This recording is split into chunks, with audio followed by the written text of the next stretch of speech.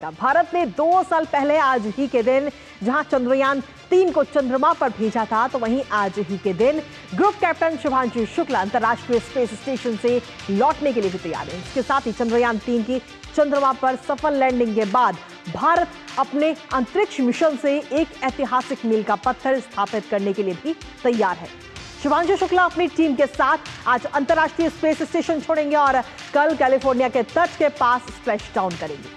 शुभांशु की वापसी चंद्रयान-3 की सफलता के बाद भारतीय अंतरिक्ष कार्यक्रम के लिए एक गौरव का क्षण होगा। आपको बता दें कि भारत ने साल 2027 में मानव युक्त अंतरिक्ष उड़ान का भी लक्ष्य रखा हुआ है और इसमें भारतीय अंतरिक्ष यात्रियों को भारतीय धरती से भारतीय रॉकेट पर सवार होकर कक्षा में भेजा जाएगा। और इसी कड़ी में आज अहम मोड़ भी आने वाला है जब शुभांशु शुक्ला सहित एक्सियोम 4 क्रू भारतीय समय के अनुसार दोपहर बाद लगभग 4:30 बजे ISS यानी कि अंतर्राष्ट्रीय स्पेस स्टेशन से अनडॉक होंगे और कल पृथ्वी पर सुरक्षित लौटेंगे। करेंगे चर्चा अपने संवाददाता से, लेकिन उससे पहले आपको दिखाते हैं कि शुभांशु ने वहां रवाना होने से पहले क्या कुछ कहा है। आज का भारत स्पेस से महत्वाकांक्षी दिखता है। आज का भारत निडर दिखता है। आज का भारत कॉन्फिडेंट दिखता है। आज का भारत गर्व से पूर्ण दिखता है। और इन्हीं सब कारणों की वजह से मैं एक बार फिर से कह सकता हूं कि आज का भारत अभी भी सारे जहां से अच्छा दिखता है। जल्दी धरती पर मुलाकात करते हैं। तो शुभांशु शुक्ला ने कहा है कि आज का भारत जो है वो अभी भी सबसे बढ़िया, सबसे सुंदर दिखता है वहां से, और इसके साथ इन्होंने कहा कि बहुत जल्द पृथ्वी पर मुलाकात होगी। तो ये बात शुभांशु की तरफ से कही गई, लेकिन इसके साथ ही आपको बता दें कि आज जब ये वापसी होगी तो उसका किस तरीके से पूरा प्रोसेस रहेगा, एक नजर उस पर भी डाल लेते हैं। तो वापस लौटेंगे शुभांशु और वापसी का पहला कदम की अगर हम बात करें तो पहला कदम है ये अनडॉकिंग, जिसको लेकर हम लगातार चर्चा कर रहे हैं। और अनडॉकिंग की अगर हम बात करें तो 2 अंतरिक्ष यान जो है वो एक दूसरे से अलग होंगे उस दौरान, जिसकी हम ग्राफिक्स के जरिए आपको एक तस्वीर भी हम आपको दिखा रहे हैं और कोशिश कर रहे हैं आपको समझाने की। अनडॉकिंग के समय डिप्रेशराइजेशन को चेक किया जाता है और कैप्सूल के अंदर दबाव को बाहर के दबाव के बराबर किया जाता है, जो टेम्परेचर है वो बराबर हो।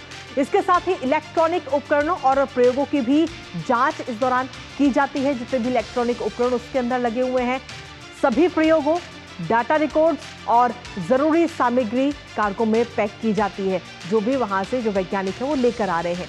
कैप्सूल की सुरक्षित और सटीक अनडॉकिंग मिशन से कंट्रोल की जाती है, मिशन कंट्रोल से, और इसके साथ ही अनडॉकिंग की मंजूरी मिलने के बाद इन्हें अलग किया जाता है, जैसा कि आप ग्राफिक्स के जरिए देख भी रहे हैं।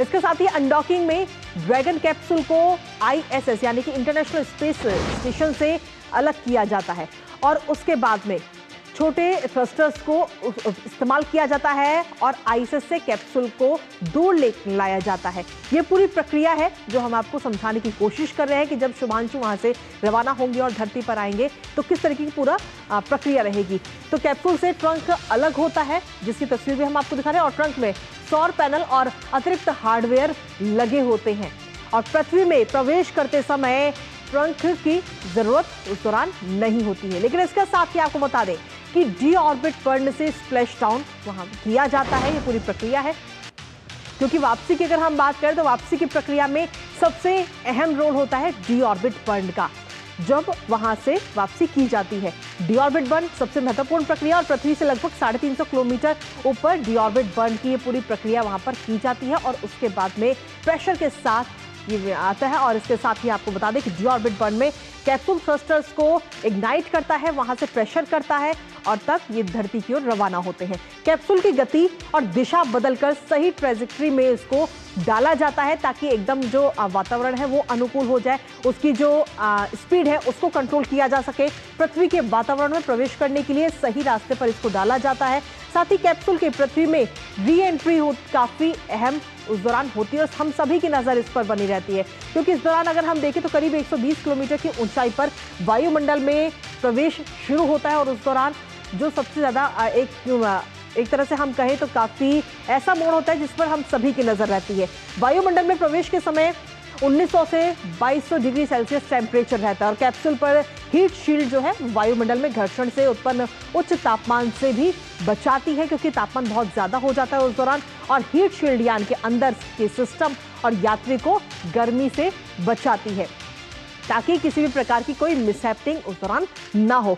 री एंट्री के समय सुरक्षित लैंडिंग के लिए पैराशूट की मदद ली जाती है और इसके साथ ही करीब 5.5 किलोमीटर की ऊंचाई पर ये पैराशूट खोले जाते हैं। और पहले गाइड की अगर हम बात करें तो पैराशूट खुलता है पहले गाइड, और उसके बाद में जो कैप्सूल को सही दिशा में स्थिर करता है, सही दिशा में लेकर के जाता है।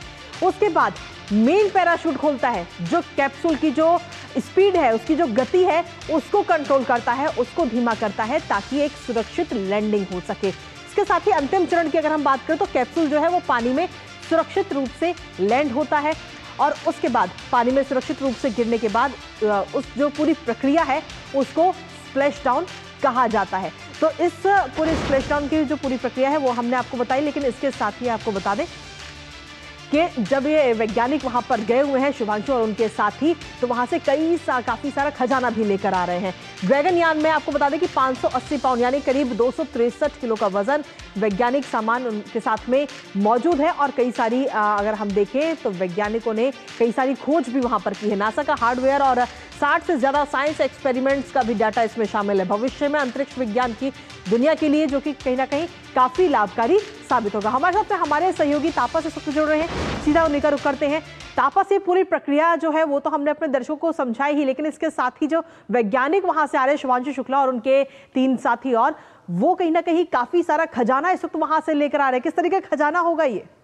देखिए, साइंस एंड टेक्नोलॉजी जो हम लोग जो ये लोग गए थे वहाँ पे, तो वहाँ पे जो एक्सपेरिमेंट्स इन लोगों ने किया, खास तौर से जिस तरीके से ग्रेविटी काम करता है बॉडी पे, किस तरीके से माइक्रो न्यूट्रिएंट्स पे जो काम होता है, जो पेड़ पौधे उस वहाँ पे कैसे इस तरीके की ग्रेविटी में पनपते हैं, ये सारी जो डिटेल्स है वो जो एक्सपेरिमेंट किए गए हैं वो शुभांशु शुक्ला और उनकी टीम ने किया। शुभांशु शुक्ला खुद उन्होंने करीब ऐसे बहुत सारे 18 से 20 एक्सपेरिमेंट्स किए हैं जो भारत के, उनको एक तरह से जो भारत के जो बहुत सारे वैज्ञानिक इंस्टीट्यूट हैं उन्होंने उसे पे जो मॉड्यूल्स दिए थे कि ये चीजें हैं, आप इनको टेस्ट कीजिए, इनके साथ काम कीजिएगा। तो पायलट है, एयरफोर्स के पायलट है, लेकिन उनको ये भी ट्रेनिंग दी गई कि कैसे कैसे ये सब चीजें करनी है जिससे कि उनको सुविधा हो और भारत और पूरे विश्व को वो जो डिटेल उसके बाद रिपोर्ट आएगी उससे उनको फायदा मिले। अहम चीज है कि करीब 4:35 पे भारतीय समय के अनुसार ये अनडॉकिंग की जाएगी